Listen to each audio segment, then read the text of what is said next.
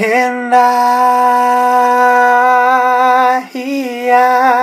will always love you. I will always love you.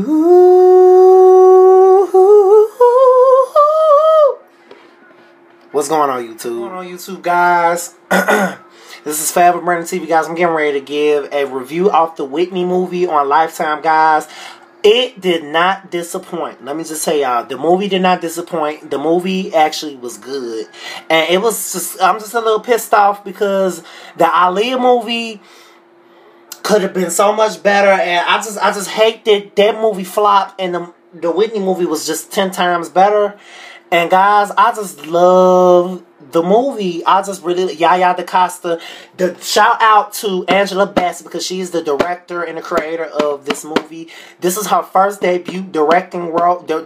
As far as directing a movie, she did a wonderful job. I don't care what nobody say. I actually will watch this movie again and again and again. Guys, I'm getting ready to get this review on what I thought about the movie. Okay, so let's get to the nitty gritty. When the movie came on, I enjoyed every bit of it. Whitney was in the limousine, and I just really, you know what? She has everything down packed.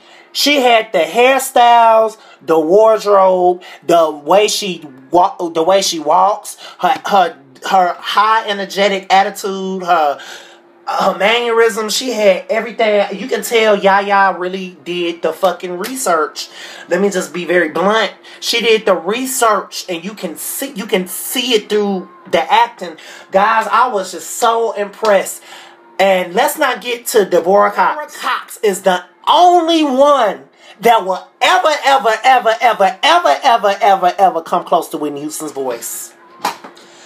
When that girl was in the studio singing those songs, when she did I'm Your Baby Tonight, when she did I Will Always Love You, she did some other songs, all of the songs that they had her doing on this movie was just phenomenal. Deborah did a phenomenal job. That girl can sing her ass off. Bobby Brown of the movie. Okay, Bobby Brown.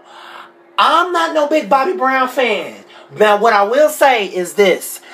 The guy who played him did not really look like him, but as far as the way he acted, the cocky attitude, the mannish looks, the boyish looks, and everything. Okay, they could have made him have at least a little facial hair. They just made him be naked under there, and you know what? I will say, he acted his ass off playing Bobby Brown because he really did. Bobby Brown used to have a very, very cocky style and attitude back then in the early 90s. And I think he did a good job playing him.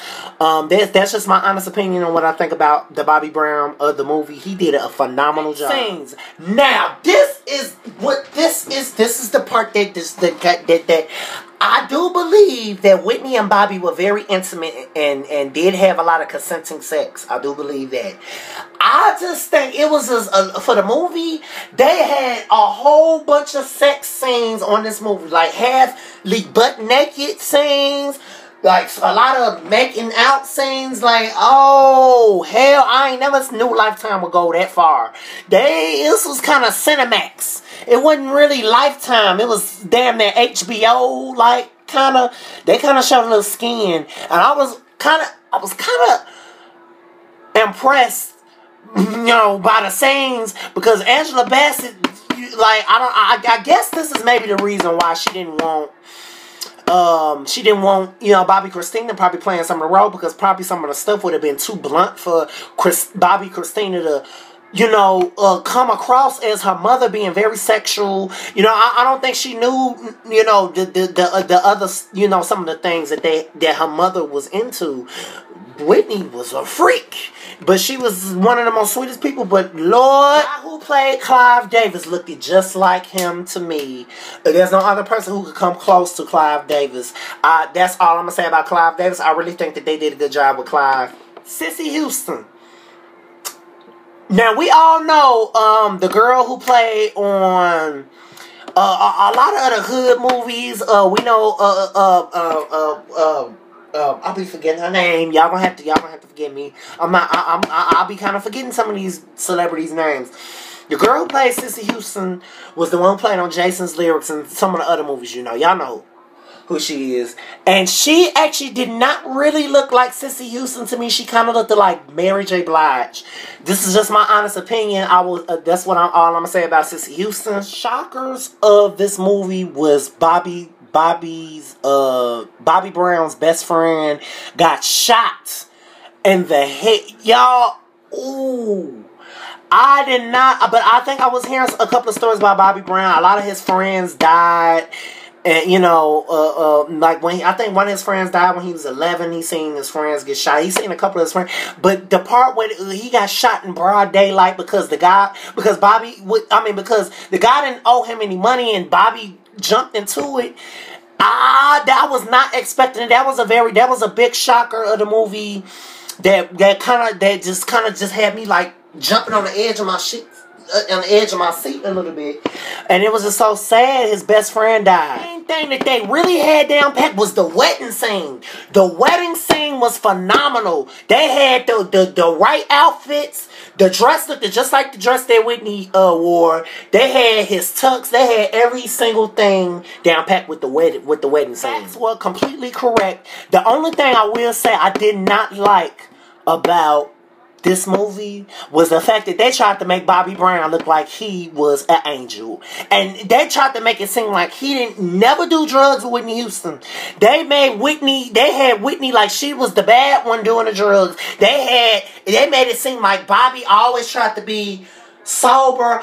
I do not believe some of that. Now, some of that, I was just kind of a little pissed off with. They tried to make it seem like Whitney was the only one doing drugs. And then when it got a little bit towards the end of the movie, they had it where he started eventually doing drugs. One thing they did have right was when he did also become an alcoholic, you know, and he put Whitney through a lot. As far as what I give this movie, maybe a 99%. I give this movie a 99%. As far as the scale, I give this movie a 8 out of 10. This is very good, guys. This is very good. Okay, I wouldn't necessarily give it a 10 out of 10 because that wouldn't be fair. Okay, it was some glitches. But, guys, I will say that this is a very good movie. This is just so much better than an Aaliyah movie. And I applaud Angela Bassett because she did a very good job. I just really want to give her a big hug. As far as what people are saying about Angela Bassett, they should just leave that woman alone. She knew what she was doing when she made the movie. At first, when I heard the news about it, okay, I didn't really agree with it. But guys, as the outcomes of this movie just turned out to be a good movie. And I really wish people would just stop trying to make Angela Bassett seem like she's the bad guy in the situation, and she's clearly not. She was a good friend of Whitney Houston. And guys, I really love this. I just really like this. So, mwah.